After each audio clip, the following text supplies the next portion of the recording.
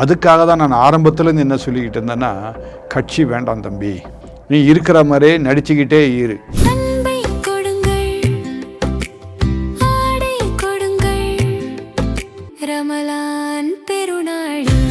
Super Saravana stores. உன்னுடைய தனிப்பட்ட வாழ்க்கையில் நீ என்ன வேணா செய்யறதுக்கு சுதந்திரம் இருக்குது. கண்டிப்பா அதை கேள்வி கேட்கறதுக்கு யாருன்னா உன்னுடைய குடும்பத்தார் தான். அதாவது உன்னுடைய மனைவி, உன்னுடைய பிள்ளைகள், உன்னுடைய தாய் தகப்பன். அவர்களை தவிர உன்னை குறித்து யாரும் பேசவே கூடாது. அதாவது போகிற வழியில் அல்லது கூட்டம் முடிஞ்சு வர்ற வழியில் ஒருவேளை ஒரு ரெண்டு வண்டிகள் ஆக்சிடெண்ட் ஆகலாம், அது வேற. ஆனால் நெரிசலில் செத்தது 41 பேர்னு சொல்லி சரித்திரமே இல்லை. அப்படிப்பட்ட கட்டத்தில் அந்த இடத்துல என்ன பண்ணியிருக்கணும், அந்த கரூர் சம்பவத்தோடு கூட விஜய் நிறுத்தி இருக்கணும். நான் அரசியலுக்கு எனக்கும் சம்பந்தம் இல்லை, நான் நடித்து கொண்டே இருக்கின்றேன். அதே மாதிரி தான் நீ ஒரு அரசியல்வாதியாக தமிழ்நாட்டை ஆளப் போகிறேன், தமிழ்நாடெல்லாம் எனக்கு தான் சொந்தம், தமிழ்நாடு மக்கள் எனக்கு சொந்தம் என்று சொல்லக்கூடிய நீ, உன்னை மக்கள் பார்க்கும்போது ஒரு மற்ற அரசியல்வாதி மாதிரி நீ இல்லாதபடிக்கு வித்தியாசமாக இருக்குன்னு நினச்சி தானே உன்னை ஆதரவு கொடுக்கணும்னு நினைக்கிறாங்க. ஆனால் இப்போ உன்னுடைய வாழ்க்கையில் இப்படி ஒரு பிரச்சனை வந்துடுச்சு. அரசியலில் அவர் குதித்தது என்பது ஒரு வேண்டாத காரியம். இப்போ அதனால தான் அவருடைய தனிப்பட்ட வாழ்க்கை வெளியே வருது. இது ஆரம்பத்தில் நான் சொல்லிக்கிட்டே இருக்கிறேன், மறுபடியும் அதை தான் நான் சொல்கிறேன். ஒன்றும் காலம் கெட்டு போல. இப்போ இவர் அரசியல் வர, நான் அரசியலுக்கு நான் முழுக்க போடுறேன், எனக்கு அரசியல் சம்பந்தம் இல்லைன்னு சொல்லிட்டு ஒதுங்கி போனார்னா ஒன்றும் கெட்டு போகிறது கிடையாது.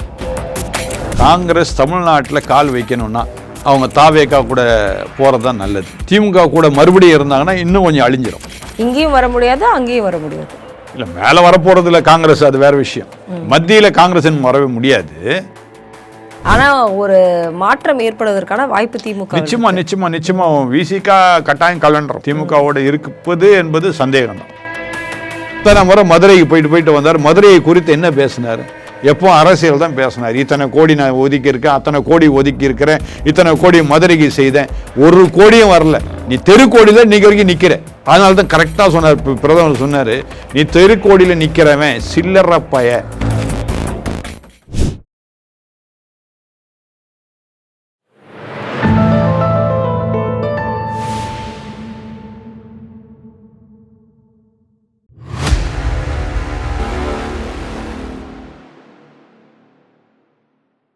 தாமரை டிவி நேயர்களுக்கு அன்பான வணக்கம். இன்று நமது நேர்காணலில் சிறப்பு விருந்தினர் ஆர்ச்பிஷப் பிஷப் குணசேகரன் சாமுவேல் அவர்கள் நம்முடன் வந்திருக்கிறார். சார் வணக்கம். வணக்கம். இன்னைக்கு எல்லாருக்குமே தெரிஞ்ச ஒரு விஷயம், விஜயனுடைய பெயர் தான் இன்னைக்கு பரவலாக பேசப்பட்டு இருக்கு.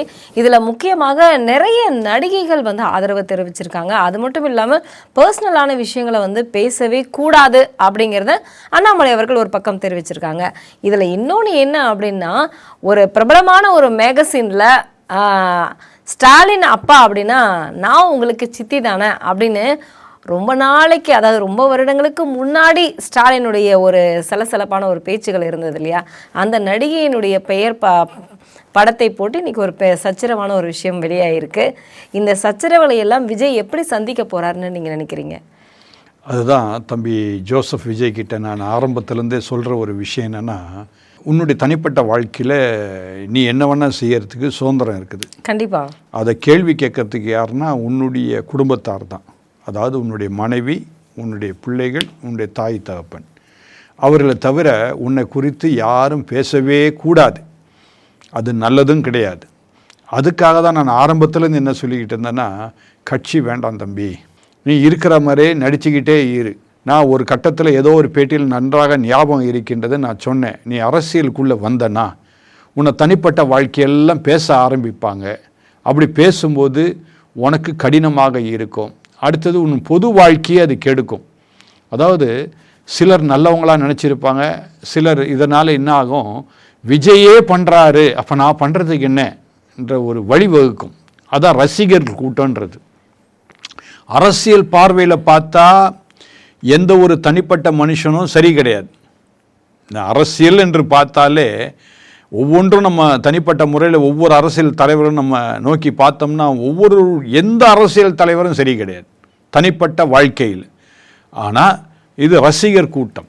இந்த ரசிகர் கூட்டம் என்ன பண்ணுறாங்கன்னா ஒன்றுமே இல்லை. இப்போ விஜய் எப்படி நடக்கிறாரு, அந்த தலை எப்படி அசைக்கிறாரு, எப்படி கையை அசைக்கிறாரு, இதை என்ன பண்ணுறாங்க இக்காலத்து இளைஞர்கள், என் தளபதி செய்தார், என் விஜய் செய்தார் அப்படின்னு சொல்லிட்டு அவங்க செய்கிறாங்க. அதனால் நீ ஒரு நடிகனாக இருக்கும்பொழுது ரசிகர் கூட்டத்துக்கு இந்த காரியங்கள் தெரியாமல் இருந்தது. உன்னுடைய உள்ளான வாழ்க்கை இது 4 செவத்துக்குள்ளே நடக்கக்கூடிய ஒரு காரியம். நான் கூட அந்த அவங்க டிவோர்ஸ் பெட்டிஷனை நான் பார்த்தேன். அந்த டிவோர்ஸ் பெட்டிஷனில் அவங்க என்னெல்லாம் கொடுத்துருக்குறாங்க, இத்தனை வருட காலமாக நான் கஷ்டப்படுறேன், இவர் வெளி உலகத்துக்கு ஒரு வேளை பெரிய ஆளாக இருக்கலாம், ஆனால் தனிப்பட்ட வாழ்க்கையில் எங்களுடைய குடும்ப வாழ்க்கையில் இவர் சரியில்லைன்னு சொல்லி அவர் சொன்ன அந்த காரியம்லாம் பார்க்கும்போது எனக்கே ஒரு ஷாக்காக இருந்தது. நான் இவ்வளோ தூரம் நான் நினைக்கல, நான் ஏதோ வேறு ஏதாவது சாதாரணமாக சொல்லுவாங்கன்னு நினச்சேன். ஆனால் இது இவ்வளவு ஷாக்கிங் நியூஸாக இருக்கும்போது இது கட்டாயம் அரசியல் வாழ்க்கையில் நிச்சயமாக இதெல்லாம் வெளியே வரும். இதுக்காக நான் ஆரம்பத்திலே சொல்லிகிட்டு இருக்கிறேன், தம்பி ஜோசப் விஜய், நம்ம குடும்பத்தை நம்ம நடத்துவோம். நீ கஷ்டப்பட்டு நடிக்கிற, அதாவது எல்லாரும் ஈஸியாக சொல்லிடலாம் நடிப்புன்றது ஒரு சாதாரண கலைன்னு, கிடையவே கிடையாது. அது ரொம்ப கடினமான காரியம். நடிக்கின்றது கடினமான காரியம், சும்மா நடிச்சுட்டு போறதில்லை. அப்படின்னா இவ்வளவு சச்சரவுகள் வரும், அதனால நீங்க நடிக்கிறத மட்டும் செய்ய, அரசியல் வேண்டாங்க. அதை தான் நான் ஆரம்பத்தில் சொல்லி இல்ல அப்படி சொன்னா நம்ம நான் முன்னாடியே அந்த விஜயோட கேள்வியிலே வச்சேன். ஸ்டாலின், மு க ஸ்டாலின் அவர்களுடைய பெயர், அதாவது மிசாவில் கைதானார் அப்படிங்கிற மாதிரியான ஒரு பிம்பத்தை திமுக கட்டமைச்சிட்டு இருக்காங்க. ஆனா அதுக்கு கிடையவே கிடையாது. கைதானதுக்கு வேற ஒரு காரணம் இருக்கு அப்படின்னு ஒரு தகவலும் சலசலப்பும் இருக்கு இல்லையா? அந்த நடிகையோட, அதாவது ஒரு செய்தி வாசிப்பாளரோட ஒரு சலசலப்பை ஏற்படுத்திய சம்பவத்தை இப்போ ஒப்பிட்டு காட்டிட்டு இருக்காங்க. விஜய்க்கும் ஸ்டாலினுக்கும் அப்படிங்கிற மாதிரியான ஒரு ஒப்பிடுதல் இருக்கு. அப்ப இவரும் அரசியல்ல தானே இருக்காரு. அப்ப அதையெல்லாம் தாண்டி அதுதான் நான் சொல்றேன். அதாவது ஸ்டாலின் விஷயம் வேறங்க.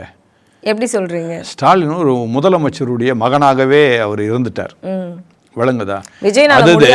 அடுத்தது திராவிட முன்னேற்ற கழகத்தின் ஒரு தலைவருடைய மகனாக இருந்துட்டார், சரியா?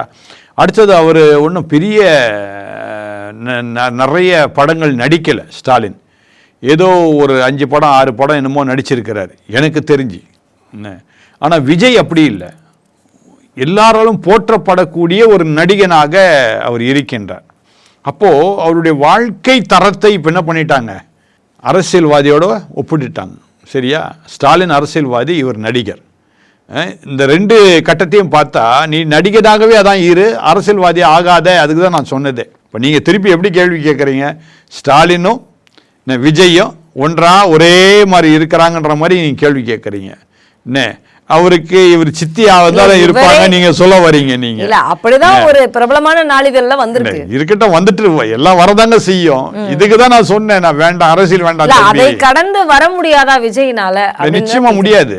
அதாவது அதை கடந்து வர முடியும்னா நீ ஆரம்பத்தில் அரசியல்வாதியா இருந்திருக்கணும். நீ ஆரம்பத்தில் அரசியல்வாதியா மட்டும் நீ இருந்திருந்தா உன்னுடைய பார்வையில் மக்கள் பார்வை எப்படி இருக்கும், ஒரு அரசியல்வாதின்ற ஒரு பார்வை தான் இருந்திருக்கும்.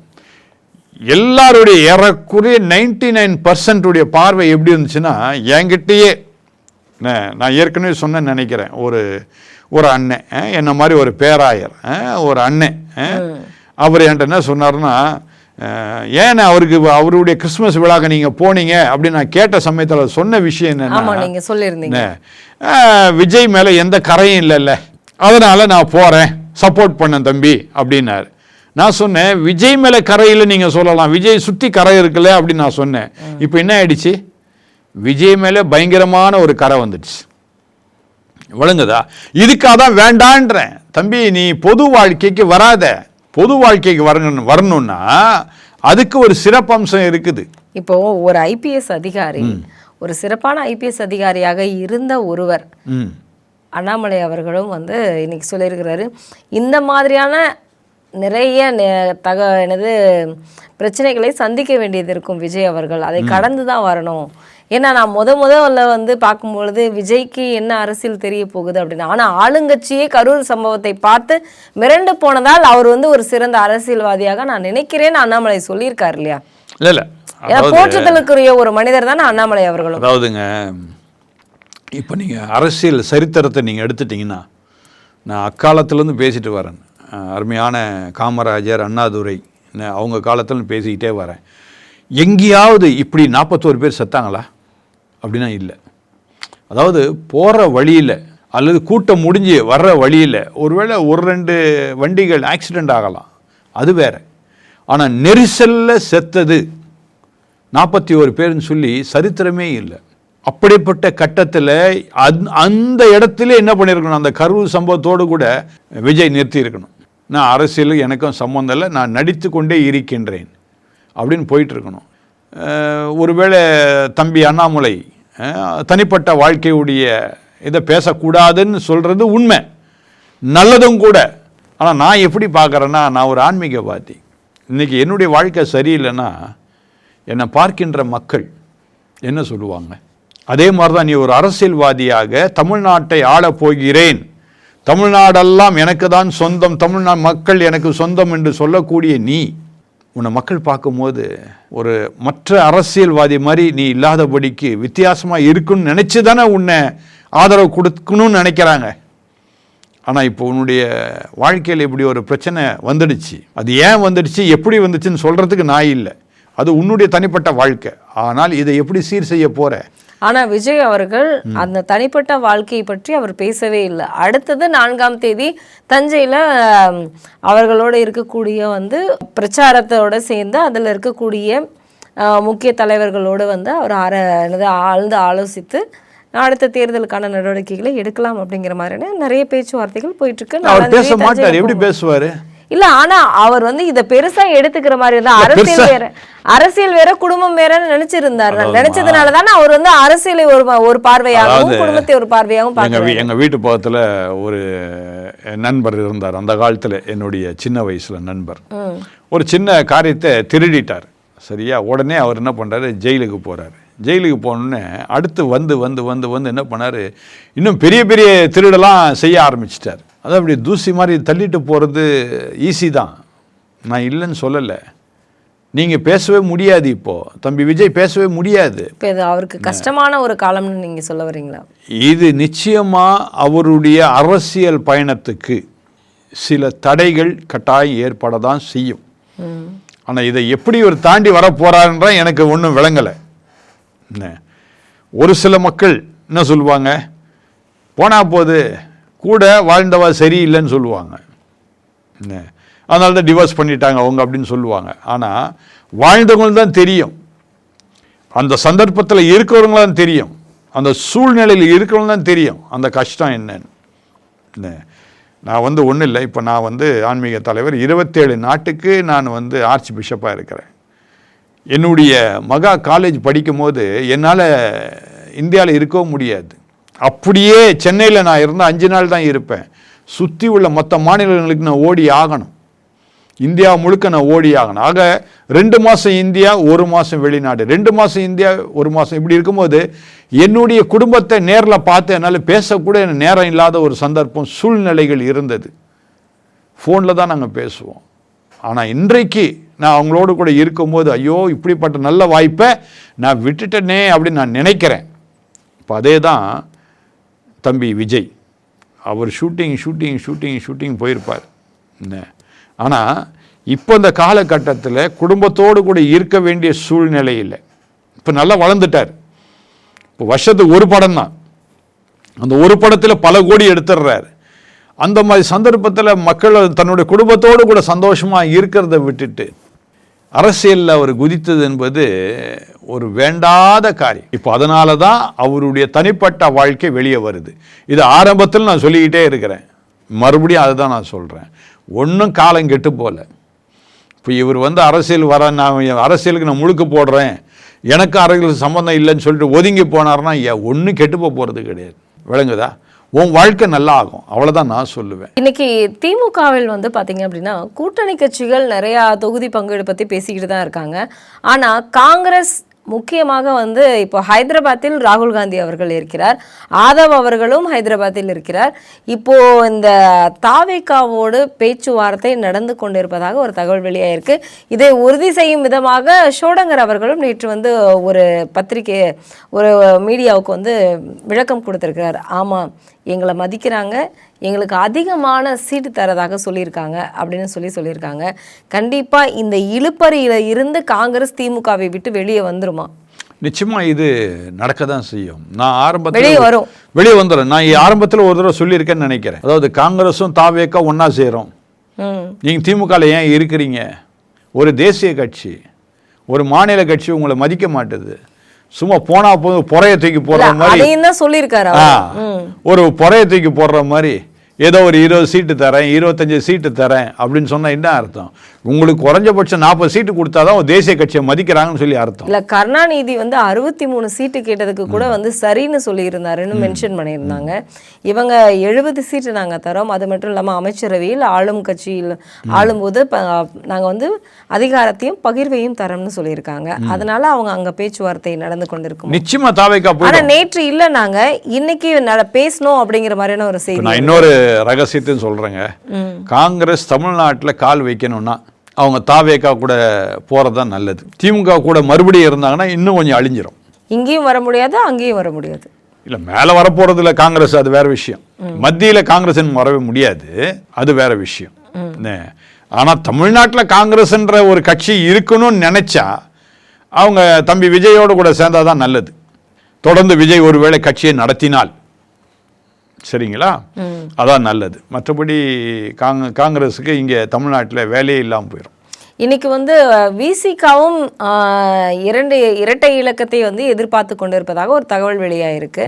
ஆனால் இதில் மதிமுக அதிருப்தியில் இருப்பதாக ஒரு தகவலும் வெளியாயிருக்கு. இதில் முக்கியமான ஒரு விஷயம் என்னன்னா, மதிமுகவை மதிக்காமல் வெயிட் பண்ணுங்க பார்த்துக்கலாம் அப்படிங்கிற மாதிரியான ஒரு தகவலும் வெளியாயிருக்கு. திமுக மதிமுகவுக்கு ஏதாவது மதிச்சு ஏதாவது கொடுப்பாங்களா? இப்போ நான் என்ன கேட்குறேன், மதிமுகவில் யார் இருக்கிறா? அப்பாவும் மகனை தவிர வேற இருக்காங்களா? அப்போ 2 சீட்டு போதுமே. 2 சீட்டு வேண்டிய இல்லை, 1 சீட்டு போதுமே உங்களுக்கு. மதிமுகவில் 1 சீட்டு போதுமே. யார் இருக்கிற? யாருமே இல்லையே. அப்புறம் எதுக்கு அவங்களுக்கு போய் சீட்டு? மதிமுகன்னு ஒரு கட்சி அங்கே இருக்கிறதோட பேசாமல் திமுகவில் சேர்ந்துடலாம். அப்படியாப்பட்ட ஓபிஎஸ் அங்கே போய் சேர்ந்துட்டாரு. அடுத்து இன்னும் 4-5 பேர் ரெடியாக இருக்கிறாங்க திமுகவுக்கு போகிறதுக்கு. இவரும் பேசாமல் என் மதிமுகவை என் மகன் தலைமையில் இருக்கிறதுனால நான் கொண்டு திமுகவில் இணைச்சிட வேண்டியது தானே. அது இன்னும் நல்லதாச்சே. அப்படி இணைச்சாவது ஒரு 2 சீட்டு கிடைக்கும் அவங்களுக்கு. இல்லைன்னா 1 சீட்டு தான் தருவாங்க. இல்லை வெயிட் பண்ணுங்க, அந்த 1 சீட்டு கூட வெயிட் பண்ணுங்கன்னு சொல்ல தான் செய்வாங்க. ஆனால் இவ்வளவு நாட்கள் இழுபறியாகவே இருக்கு திமுகவினுடைய தொகுதி பங்கீடு. என்ன நிலையில் நிற்கும் அப்படின்னு நீங்கள் எதிர்பார்க்குறீங்க? ஏன்னா தேமுதிகவும் அங்கே போயிடுச்சு, ஓபிஎஸ் அவர்களும் அங்கே போயிட்டாங்க. ஒரு பலமான ஒரு கூட்டணியாக அமையப்போவதாக வெளியில் இருக்கக்கூடியவர்களுடைய பார்வை இருக்கானா? அங்கே இருக்கக்கூடிய சலசலப்புகள் என்ன மாதிரியான நிலையை உருவாக்கும் நினைக்கிறீங்க? அதனால தான் விசிகாக்கு இப்போ தொகுதி பங்கீட்டில் பிரச்சனை வருது. இத்தனை பேர் அங்கே போய் சேர்ந்ததுனால விசிகா நான் என்ன சொல்வேன்னா, அருமையான தம்பி தொல் திருமாவளவன் பேசாமல் திமுக விட்டு வெளியே வந்துட்டு அவரும் தாவேக்கா கூட போய் சேர்ந்துடலாம், தம்பி விஜய் கூட போய் சேர்ந்துடலாம். அப்படி சேர்ந்தா அப்போது அவர் என்ன பண்ணுவார், தாவேக்கா என்ன பண்ணுவாங்க, இவங்களுக்கு எப்படியும் ஒரு 15 சீட்டாக தருவாங்க. இப்போ இவங்க 15 பேர் உள்ளே இருக்கலாமே சட்டசபையில். இங்கே போய் இவங்கள்ட்ட போய் ஏன் கெஞ்சிட்டு இருக்கணும்? விளங்குதா? இவங்கள்ட்டே போய் கெஞ்சிட்டு இருக்கணும். இத்தனை வருஷமாக நீங்கள் அவங்களோட கூட இருக்கிறீங்க, ஒரு மந்திரியாவது கொடுத்துருக்கணும். கண்டிப்பாக அட்லீஸ்ட் ஒரு மந்திரி கொடுத்துருக்கணும். இது வரைக்கும் கொடுக்கல, கொடுக்கவும் போகிறது இல்லை. அவங்க மறுபடியும் நீங்கள் ஒரு அடிமை மாதிரி தான் அங்கே இருக்கிறீங்க. உங்கள் பவரை காமிச்சிக்கிட்டு உங்கள் அடிமையாக நீங்கள் அங்கே இருக்கிறீங்க. அதுக்கு பதிலாக தம்பி ஜோசப் விஜயோட போய் சேர்ந்துக்கிட்டோம். தம்பி ஜோசப் விஜய் ஒரு 15-20 சீட்டு தருவார். உங்கள் 15 பேர் நீங்கள் சட்டசபையில் இருக்கலாமே, அது இன்னும் நல்லா இருக்குமே. அப்படி செய்யலாமே. ஆனா ஒரு மாற்றம் ஏற்படுவதற்கான வாய்ப்பு திமுக நிச்சயமா விசிகா கட்டாயம் கலண்டரும் திமுகவோட இருப்பது என்பது சந்தேகம் தான். நம்ம எல்லாருக்குமே ஒரு இப்படி ஒரு கொடூரன் கொல்லப்பட்டது சந்தோஷமான ஒரு நிலையில் நம்ம பார்த்துட்டு இருக்கோம். நான் என்ன சொல்ல வரேன்னு தெரிஞ்சிருக்கோம் உங்களுக்கு. ஈரான் மீதான இஸ்ரேல் அமெரிக்கா தாக்குதல், இதுல முக்கியமாக உள்துறை அமைச்சகம் இந்தியாவிற்கு ஒரு பாதுகாப்பை நீங்கள் இந்தியாவில் உருவாக்க வேண்டும் அப்படின்னு ஒரு எச்சரிக்கையையும் விடுத்திருக்கு.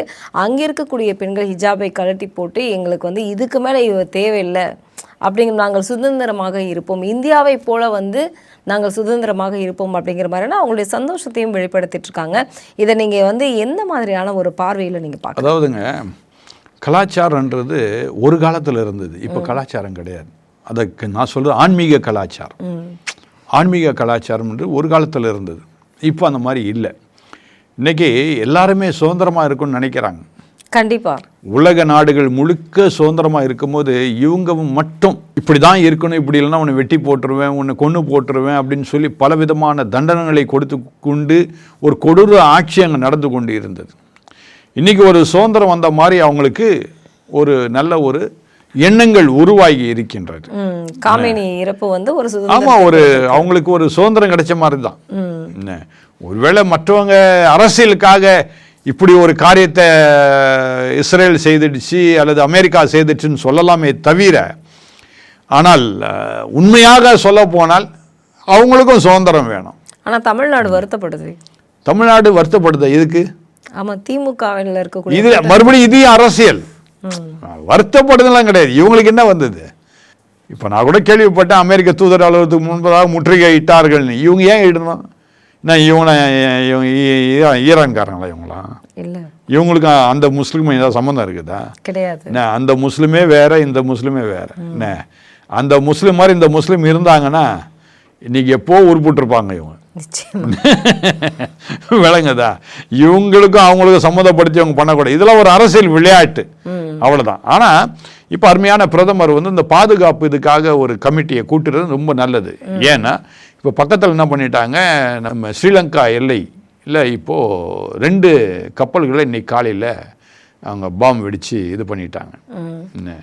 ஸோ இது நெருங்கின மாதிரி, கடல் வெளியிலே நெருங்கின மாதிரி. அதனால் பாதுகாப்பை தீவிரப்படுத்துவது நல்லது தான். இதுதான் அருமையான பிரதமரை நான் எப்பொழுதும் பாராட்டுவேன். இந்திய தேசத்தை எப்பொழுதுமே ஒரு நல்ல தற்காத்து இந்திய தேச மக்கள் நலமாய் இருக்க வேண்டும் என்று விரும்புகின்ற அருமையான ஒரு பிரதமரை நாம் வைத்திருக்கின்றோம். நம்முடைய தமிழகத்திற்கு பிரதமர் வருகை புரிந்திருந்தார். இதில் வந்து சில்லறை அரசியல் செய்யும் திமுக அடுத்த ஆட்சியில் அமராது அப்படிங்கிற மாதிரியான ஒரு விஷயத்தையே வெளிப்படையாக சொல்லிட்டு போயிருக்காரு. இந்த வார்த்தை ஏன்னா லாஸ்ட் டைம் வரும்போது டபுள் இன்ஜின் சர்க்கார், இந்த தடவை சில்லறை அரசியல்னு வெளிப்படையாகவே சொல்லியிருக்கிறாரு. ஒரு பிரதமர் இப்படி பேசுவாரா அப்படிங்கிற மாதிரியான ஒரு சந்தேகத்தை ஏற்படுத்தும் விதமாகவே இந்த வார்த்தை இருக்கிறது. நீங்க நினைக்கிறேன் போன முறையே இந்த டபுள் இன்ஜின் பேசும்போது நான் சொன்னேன்னு நினைக்கிறேன், நான் குறிப்பிட்டிருந்தேன் அடுத்த முறை பிரதமர் வேற ஒரு வார்த்தையை சொல்லிட்டு போவார்னு சொன்னேன். அதே மாதிரி நீங்கள் இப்போ திருப்பி அதே கேள்வி கேட்குறீங்க. சில்லறை அரசு தான் இது. நான் என்ன கேட்குறேன், இத்தனை பிரதமர்கள் இந்த பாரத தேசத்துக்கு இருந்தார்கள்.